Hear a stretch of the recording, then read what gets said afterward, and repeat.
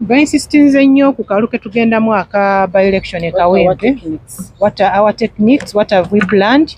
Ne bagenda kukola embeera yonna era tugamba abantu bonna bagenda mu kalulu, especially abavubuka. Drone zigenda kukwata abantu bangi, baagala kuteekawo abantu buli omu asobole okutya. Naye nga akalulu ke tugendamu e Kawempe, that by election tegenda kubeera normal by election, bagenda kubeera lutalo. It's going to be a war. What are our techniques? Anagenda tufandinga sente tuzijja wazi tugenda okwesa mu kalulu ako. Ye lwaki twawa omwami oyo kansonga flag bearer, lwaki tetwawa nsereko card? Loza mulaba government ya Museveni wetuuse okusobola okuwamba abakyala bwe bati ab'ekitiibwa abatalina musango gwonna gwe bakoze, ng'okimanyi bulungi nnyo nti bano ba civilian oba abantu bafe aba bulijjo naye ne babatwala mbuya ku CMI. Omusumba ye n'asaba n'agamba bagawugule gagende wakufungiruma 13 era mbyagalira ddala pulezidenti wange betwasaba bajje batusabire tebakoze eki tebalabise tugenda kwekalakasa paka kulira olunaku lwajjo ekiro twafunye amawulire nga zigenda kuyingira mu ssaawa 4 bano abantu babadde baleeteddwa ekireka era byonna bajja bibanyumiza. Kati wetwogerera of course tukyanoonya abalala. Chairman Nyanzi tetunamulaba, tetunalaba Alex Robans Lwanyaga, tetunalaba Eddie Kayabula, tetunalaba muganda waffe Kinobe, neyo gwe bayita Sharif Kiyemba naye tetunamulaba. Ate tuwulira of course operations zikyagenda mu maaso n'abantu baffe abalala bali mu kuwambibwa. Naye engeri bano gye bateereddwa njagadde bajje twagadde gye muli. Amannya Amase Walkamba akulira ebyakakiiko k'okulonda. Olunaku olwa Tuesday twali tugenze mu kuziika Rakai nga tugenze kuziikirako munnaffe yali afiiriddwa maama we by the names Sebufu John Mary. Tuba tukomaawo mu mmotoka, twalimu bana. Emmotoka yange gye twagenderamu twalimu nze, ne tubeeramu ne Rema, ne tubeeramu ne Eddie Kayabula, ne tubeeramu ne Rovans. Tuba tukomaawo nga tutuuka Empigi, ne tugwa mu roadblock. We thought it was a normal roadblock. Ne tuyimirira. Okuyimirira ne tusanga ab'amagye abaali mu leeya ne bajja ne baggulawo emmotoka mu busungu ne batunyoola.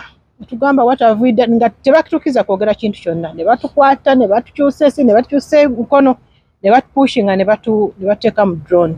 Okutuula mu drone ne batuggyako amasimu. Nga ebintu byali happeninga so fast. Okutuggyako amasimu ne batusiba ne Rema, aye ne batujja mu mmotoka gye twalimu abana, aye ne batufuluma ne batuteeka mu ndala nga batuwawudde n'abasajja abakyala ne tubeera ffekka. Twayisibwa bubi wano mu kutukwata, batukwata bubi. In fact ate munnaffe Rovans yakosebwa nnyo.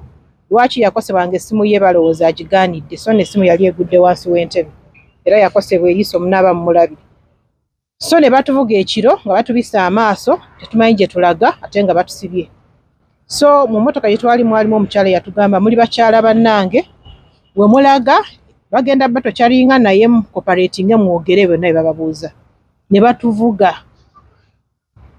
Ne tutuuka mu kifo kye tutaamanya era ne batufulumyamu nga batukutte ne batuuza wansi. Then ne batandika otubuuza amannya gaffe, lwaki tuli mu NUP, bye twali nabyo ne babituggyako, byonna bye twali nabyo ensawo ne babirikodinga. Then ne batutwala mu kaseera mwe twasangamu abakyala abalala ne tutuula omwo kati nga tetumanyi we tuli. Nze ekintu ekyasinga okungumya nganzi kinasooka okugamba Rema nti oba batutta oba batukola ki, the comfort I have, my family egenda kuntracinga kuba motoka yange mulimu truck. So ekiro ekyo ne twebaka enkeera ne batukeererako ssaawa nga 3 ne banona Rema ne bamutwala for interrogation. Yalwayo of course nga ndi restless. Tetwali that day because twali ku tension. Yamala 4 hours ne bamukomyawo nange ne bantwala. Ebibuuzo ebatubuuza lwaki twajoininga NUP, ne bambuuza nze ani eyanconnectinga ku Honorable Kyagulanyi, ne bambuuza lwaki mu bantu bonna yaneeteekamu obwesigo okulira akakiiko ako, ne bambuuza bwaba bampadde ssente nsobola okugenda ne mbakolera. ne bambuuza programs ze tulina mu by-election gye tugendamu akaluke Kawempe, ne bambuuza fanda waffe yaani atufandinga, ne bambuuza lwaki abantu batwegattako nnyo, kiki ekiri wano, how do we convince people okwongera okutwegattako mu bungi. Ne batubuuza about our families gye twasomera, ne batubuuza emirimu gy'abantu tugikola tutya, baani abatukulira wano, ne batubuuza financial controller yaani, ne batubuuza ntegeka ki gye tulina mu kalulu akaddako, strategies gye tulina buli district, how do we connect, era baani abakola emirimu eja president waffe. So bebadde batubuuza, naye ng'ekintu kye tusinga okumanya ekikulu, ne batugamba they can crash and they are ready to crash NUP within 1 month. Abductions zikyagenda nyingi, era akaluke Kawempe is not going to be a normal by-election. Kati ne tubeera omwo mu room saawa zabadde nga ziwera 11, 12 kubanga tomanya budde ki. Ne bajja ne batufulumya nze ne Rema was going through a lot of pain. Ne batugamba batwala mu ddwaliro. Ne batusiba ate, ne batuwa ebintu byaffe ne baddamu ne batusiba. Batusobola kugamba nti ono yabaddeyo ono because twabadde batusibye. Then ne batuteeka mu mmotoka ate ne batutwala okutuggula amaaso nga tuli kireka poliisi. Ne batugamba tukubire omuntu omu ajja atunone naye tabeera looya waffe ate abantu tebajja bangi. Tuba tukwata amasimu ne bagamba ate temugakuba. Kati twakatuuka ne ndaba n'omuntu ng'avuze emmotoka yange ng'agirese ekireka. Ne batuggyako statement ne tuwandiika. Naye ate mu kuwandiika statement ne batugamba abantu tetuyita muntu yenna tugende, tebagenda tuwa police bond. Ne batugamba tuvuge tugende. Naye tetwogera ku byonna bye twalabye, bye baatubuuzizza, tuddeyo tusirike, tetwogera na bamawulire bonna. Second time we batukwata nga tumaze okwogera byonna bye twayiseemu tetugenda kyagala. So that's the reason we twavuddeyo na wano we tuli. Okay, English. On Tuesday this week, we had gone for burial. One of our colleagues by the name Self Mary had lost a mother, so we went to Rakai for a burial. But on our way back, we found, and we thought that it was a normal roadblock. So they stopped us, we stopped. Only to stop, we found people with guns. They forced us to leave the car forcefully. They strangled our necks, our hands. They pushed us into a drone. There were many drones there and security guards there. They pushed us into a drone, pushing us, slapping us, boxing us. In fact, they were saying, "You are foot soldiers. Why can't you run? Why can't you run?" So we entered into a drone. They covered our faces with dark black clothes. So we went, not knowing even where we are going that night. They drove for some time. We took long to reach where we are going, but eventually we reached.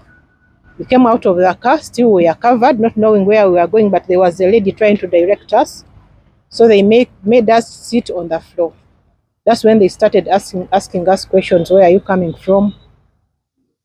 They got our contacts, they got our phones, they told us, where do you come from? Then they told us to rest, and in the morning they are going to interrogate us. They put us in the room where we found other ladies, about 6 of them. We sat, but we didn't know where we were at that time. So in the morning around 9, they came and picked my colleague for interrogation. She was there for some good time, like maybe 4 hours. When she came back, they also called me for interrogation, but the questions they were asking us, especially me, how did I join Bobi Chagulanyi, our president? Who connected me to him? Why is it that our president trusted me with that big position in this party? What do we do? How do we connect with other people in different countries and different districts and constituencies? What are our plans for Kawempe North by-elections? Who funds us? Where do we get money that make us to run the party? Our financial controller, who heads Buganda? Why is it that many people are joining us, especially the youth? What message do we give them? Our family backgrounds, where we studied from, how much do they pay us here? How do we earn a living to sustain our families? All that. So at the end, they told us that when we release you, because one of your colleagues is not feeling well, and we hear anything, about what we've asked you and we get you the second time, you're not going to like it. So yesterday we were there, it was around 5, they came for us. Then they covered our faces again. They pushed us into a car and they drove us, not knowing that we are taking us to Chireka police station. They told us to call one person from our families. After giving us our phones again, they told us, don't call anybody here. Then they recorded a statement from us. But after that statement, because they said that they were going to give us a police bond, but they didn't. Then they told us, drive, because somebody brought my car to that police. They told me, drive this vehicle, but don't tell anybody where you are and where you are coming from. So what I wanted to tell you that our colleagues, Rovans and Kayabula, they're in Mbuya. Because that car helped us to locate that we are in Mbuya. That's where we were abducted from. That's what happened. If they give you money. When you are vetting that candidate of Kawempe, if you are given money, can you come to NRM and you work for us? I told them right now I'm traumatized. Give me some time. We shall communicate. That's it. Chair. Majuma Lubowa. Erinnya lyo Majuma Lubowa. Atula kakiiko k'ebyokulonda KNUP. Twali tuva mu kuziikirako munnaffe John Mary Sebuufu Erakai. Tuba tutuuka mpiji ng'oyambuka ndisangawo kajjamu ne tulowooza nga oyo nomo jaamu owa bulijjo akola ki abeerawo. Tugenda okulaba nga abantu bali mu black clothes, emmasi bagabisse basurroundize emmotoka yaffe. Ne batugamba ne tusenda ebiramu ffe n'okwagala okumanya kigenda mu maaso. Ekyaddirira get out your phones. Get out your phones. Ofuluma ofunako ekikuba. Nze bankuba waya ku mugongo ne kabina. Naye bantula binuma. Kati ne bateeka mu drone okusooka bateeka mu emu. Rovan zisimye nga tagiraba. Ne batubuuza adi n'essimu kikaaki. Of course tuyinza otula mu mmotoka yemu naye nga simanyi munnange essimu gyakola ki gyakutte. Kwa buli omu alina ssimu ye. N'abagamba nange essimu sigirina ne bamukebera ne tumugamba ne kale twogere naye ffe ne nga Rovan essimu ogirina ogiweeyo kubanga bamukuba because the phone was missing. Ng'olweza ffe bazitutte zonna already bwe bakwata kyasooka okuggyako is the phone. Kati ne bamala ne batugyamu ffe tetwamanya kyaddira ne batwala mu drone yaffe y'abakyala. Naye mu kugenda omusajja n'ansamba mu mugongo bw'ati ndaba oli foot soldier, can't you move? Nali ngenda kwekwa kubi n'ebigundi ebateeka ku muguudo ebyo ebikola borders. Omukyala yansindika bw'ati n'enzina emabeera kuba nali ngenda gwako bwenti. Kati omukyala oli eyanyamba omusirikale n'ansindika bw'ati nemekubanga neekonako ekyo ekintu ne tugenda mu mmotoka eyo ne batukebera ne tutuula ne batuzaako obukooko ne batukwekako empingo paka ne batuvuga. Kuvuga ne twetuuka nga tuli awantu tutategeera because already zaisani bazigenda mu nyenge gye bajjanga amasimba tukakoga jump password. Onyoji jump password basobola accessinga yonna. Kati awo twasobola okulaba ku ssaawa. Ne tuzijjamu ne tuzibalekera amasimu gani tugakola kino tugabawa. Buli omu nga bakubuuza gy'ova, gy'osula, baganda bo, family kwegamba background yo yonna ebyuzo ebyali kkooti ekiro. Ne batutwala ne twebakira konoze nasabirawo painkiller because nalina complications zange. Ate sinaawo ddagala. Ne bampa panado. Ne tugenda gye tweyasula gye twasanga abakyala abala of course tosobola kula tusobola kuba kino okwebaka tukuba kuzibu because you're wondering what is happening next. Ne tubeerawo kati nkera ku makya ssaawa oba 3 oba 4 you cannot tell the time kwantu bana ssaawa. Ne tuyingira ne bantwala munda mu room. Bakubuuza ebibuuzo bakuba obudde obungi nnyo okukubuuza ebibuuzo naye ebibuuzo bakubuuza they use your phone. Babikola simu yo. Kakati gwe abakyala mutegese okwekalakaasa ne mwana tunateeka okwekalakaasa. It's a march to parliament. Mwena kwekalakaasa mugenda kwokya ebintu mwenga abakyala because at first saabagamba nti ndi w'abakyala but because they had access to the phone they could see everything. Ne bangamba oli kakiiko kabyakulonda ate gwe w'abakyala how comes bakwesiga abakyala to that extent. Kyagulanyi omuyita otya oba Lewis omuyita otya abakulu okubanga bakwesiga byonna. I was like nange simanyi maybe olowooza party yali yakatandikawo mangu awo ne batuwa obuvunaanyizibwa. Awo ne tugenda mu maaso ebibuuzo bakubuuza bingi. Ne bakubuuza okay mu training wawa naawe ogenda ku leadership school e Kamoocha. Ne mbaga leadership school mbadde sinatandika kusoma naye nja kukola ki? Naye ng'oli leader n'oba nga tonagenda ku leadership school e Kamoocha. Gyonna gye mu training ne ba foot soldier because bakinsistingako nnyo. ne mbagamba nze sinaba kugenda yeeyo. Awo ne batandika ebisinga nga babikubuuliza ku simu, ono Flavia yaani, ono Joyce Baga lwaki ataddeko eno message yaani, akola ngaani, ne bakubuuza ku Nagudi, ne bakubuuza ku Namcharles Divya because they had access on the phone. Nga balaba buli omu kyabadde postinga, that's why gye bakubuuzaako.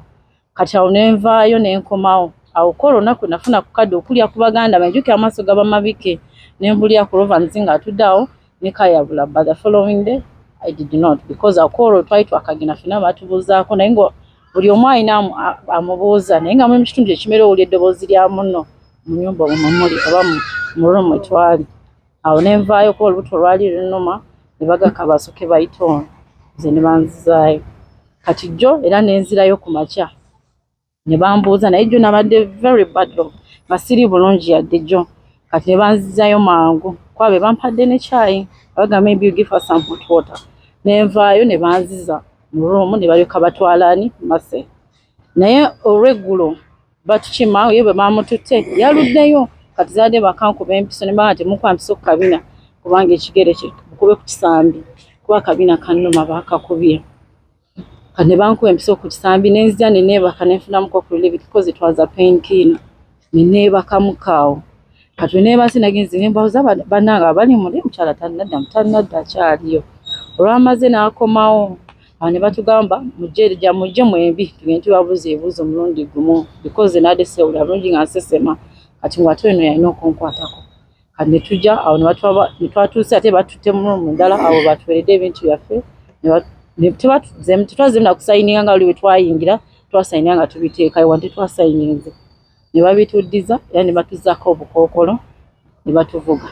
Okuddamu okwekanga bangamba kubira muganda because bakubuuza abantu, bakubuuza enamba ya muganda wo, maama wo, taata wo ne bbaawo. So ne bangamba we want you to call your brother, we saw he's a doctor and he's the only person they allowed me to call. Eyo gwe nakubidde ajja atupiikinge. Yali tannaba natuuka kuba nnamba etwagireseeyo. Ne bagamba ndaba n'emmotoka yammeze kasa mukozi wano statement muvuge mugende. Era yo okunfuna yanzize ku railway ng'okidda ku URA bwe twapakinze asobola okunzira because yabadde ajja on his way coming Wembule ekireka ate awo bo bano bafuze ekyo batugambidde mufulume. That's how ekyazeeko okulaba nga tuli waka twavudde mu ddwaliro naye ntugende ewaka and that's when I could call my leader. On Tuesday evening, that night, we were coming from Rakai Shotera, from a burial. One of our colleagues lost her mother. We went for a burial. As we reached Mpigi, it was at around 7:30, 7:40. I could not estimate the right time, but it was around there. There was a roadblock. We thought it's a normal one, the normal jam for every traffic jam. Then we saw some people came and started knocking our car. They were all dressed in black. They had uniform, the black one. They told us to come out. They were talking in Swahili. So when they saw we didn't respond in Swahili, so they came back to English. Get out, get out. Hurriedly, so people were there. So many cars were there because it was a jam, traffic jam. So when we got out, you're being beaten. Enter in the car, give them your phone. Before you enter in the car, first give them your phone. So I was beaten at the back because for them they use wires. Even I get a problem in sitting because it's still painful. When we enter in the car, our colleague never had his phone. I don't know if it had fallen down because when we reached there, they found it. They started slapping him. Where is your phone? Beating him harshly. Where is your phone? So they had to transfer us, the ladies, from that car and they went to our car. So I could not tell how did they get the phone because he insisted if it's not down, it's in the car, which we were sitting in. So we don't know what happened after. The next thing we knew, as I was going to the drone, someone kicked me down. I'm a foot soldier. I almost bumped my head on this thing they use on the road to put the borders. Yeah, the roads. Then the traffic officer helped. There's a police officer, and still in black, helped me and pushed me back like this. I didn't knock myself. When we entered in our car, they checked us, covered our eyes. They put them. What should I call it? They put us in a drone and then drove us to a place where we didn't know. Blindfolded until we reached where we didn't know. We get off. We entered inside. Forced us to remove all our passwords in our phones. We restarted. should not have any password. Then we left the phones with them, and they were online all the time. They have Wi-Fi. The phone can be in airplane mode, but they were online. I don't know how they could do it. Our phones was always on. There they could always complain, your husband is over calling. Tashimai was often mulala because he called so much bad by Najibava and he had to call me. So in the morning, we went to the room where we slept. In the morning, I was picked, asked a lot of questions about the Women's Day. Why are we taking the Women's Day in Masindi? Why do we have an activity on 24th? I was like, we wrote to police. If police does not respond, we will not do that activity. We're waiting for the police's response. Because we saw people marching earlier, we thought it's okay. We can also write and they reply. So we're waiting for the reply. That's what I told them. Then they asked me about some names because they were in our groups, the women groups. Whenever they see someone chats with a strong message, they say, who is this one? Who are these women warriors? We want to see the women warriors. I was like, I don't know much about the women warriors because I've just formulated their group. I cannot talk for them. They will first come to me and explain to me what is the agenda, what is protest vote. So those were the questions they were asking me.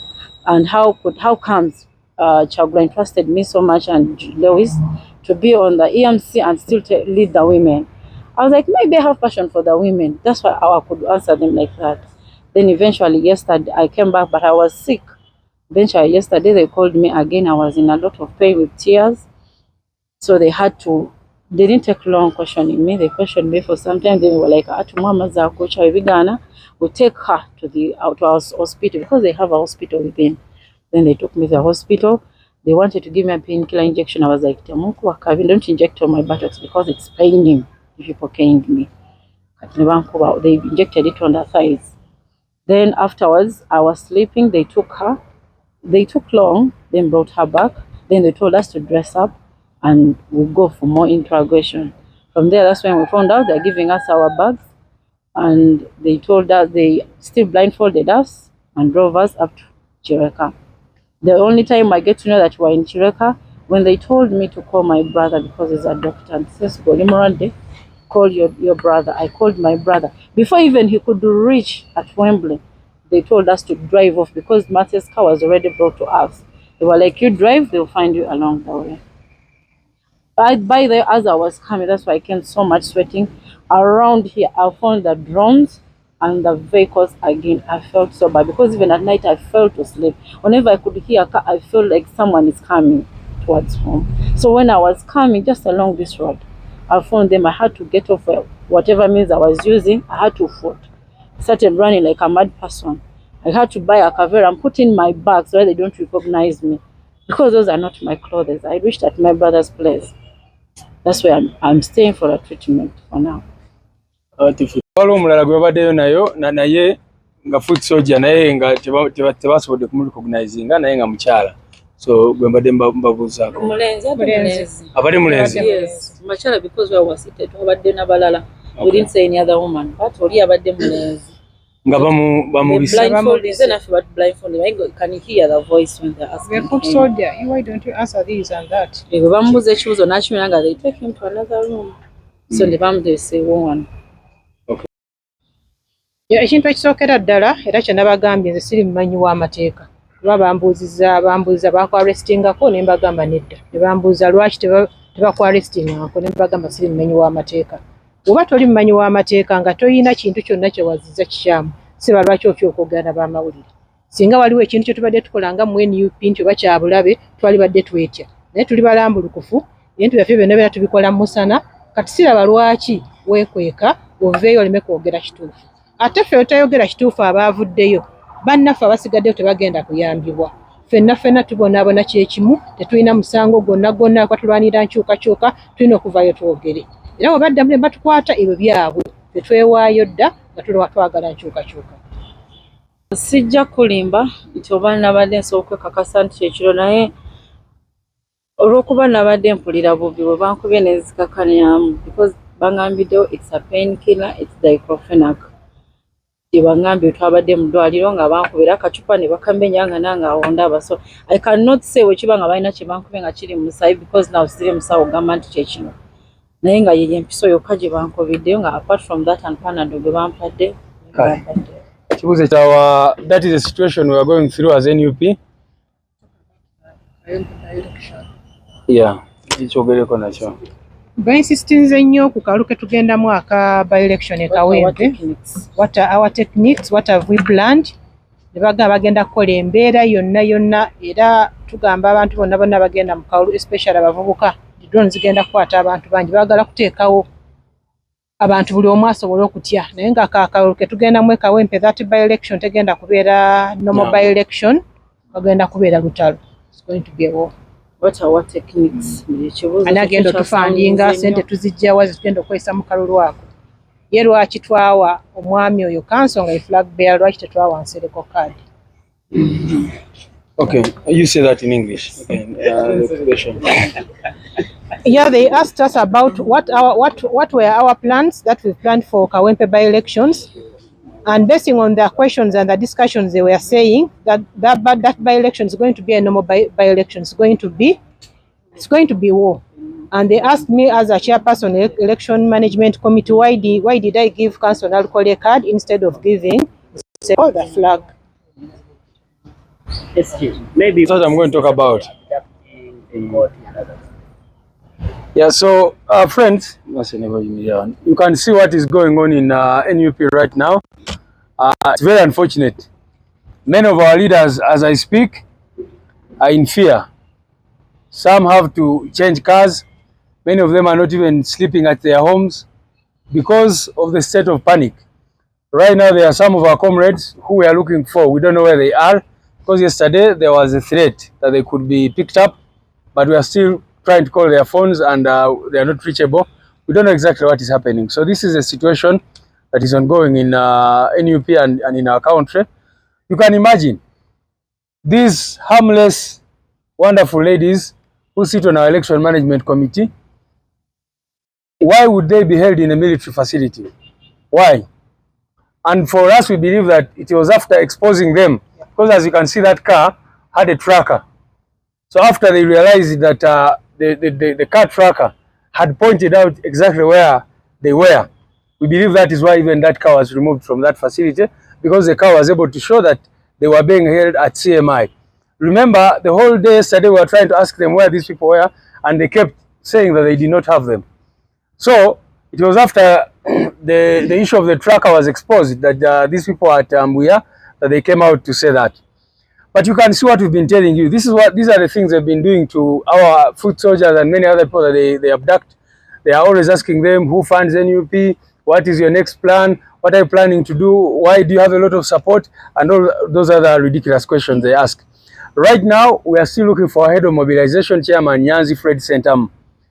You all know that he was taken away all these days back, the 4th day now. And up to now, his family, his friends, all of us as a party, we don't know where he is. We moved to police stations. We have moved to different prisons. We've moved to different facilities. Our teams have been there, and no one can account for Chairman Nyanzi. And like I said before that, they took away some of the other comrades from Nasana and other places, and the abductions are still ongoing. And of course, like they have said, one of the comrades, Rovans, was severely hurt, his eye. So we know that they must be going under so much torture, and we demand for the immediate release of these our people, because these are not criminals. They did not commit any offense. They have been in detention now more than 48 hours. Chairman Nyanzi, almost twice as much time. And up to now, you know, no one knows where he is. You remember there was even a video which showed while he was being taken away, there was a police van which was scaring away people.